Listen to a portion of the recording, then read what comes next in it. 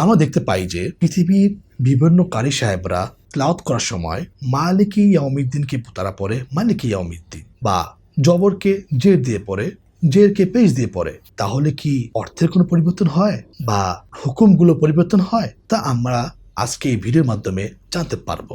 আমি আজকে সূরা তাওবার 13 নম্বর আয়াত নিয়ে আলোচনা করব, যেখানে আল্লাহ সুবহানাহু ওয়া তাআলা বলছেন, ওয়া ইন নাকাসু আইমানাহুম মিন বা'দি আহদিহিম ওয়া তা'আনু ফি দীনিকুম ফাকাতিলু আইম্মাতাল কুফর ইন্নাহুম লা আইমানা লাহুম। এই আয়াতই ইমাম শাতিবী রাহিমাহুল্লাহ তার কিতাবে বলছেন, ওয়া ইউকসারু লা আইমানা ইনদা ইবনে আমির। ইবনে আমির কিরাতে ইমাম ইবনে আমির তিনি পড়ছেন ইন্নাহু লা ঈমানা লাহুম। এখন আমাদের অর্থের দিকে খেয়াল করি।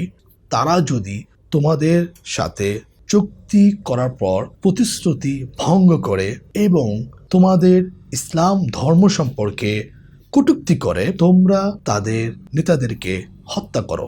এবং এরা এমন জাতি যারা প্রতিশ্রুতি নেই।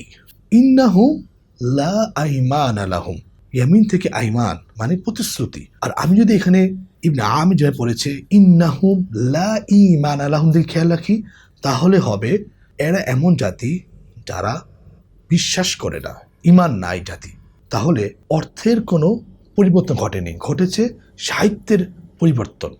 ঈমান লাহুম আইমান লাহুম। প্রিয় দর্শকবৃন্দ, আমরা আজকে জানতে পারলাম যে আল্লাহ সুবহানাহু ওয়া তাআলা রাসূলুল্লাহ সাল্লাল্লাহু আলাইহি সাল্লাম উপর যে আয়াতগুলো নাজিল করেছেন তা সবগুলো সঠিক।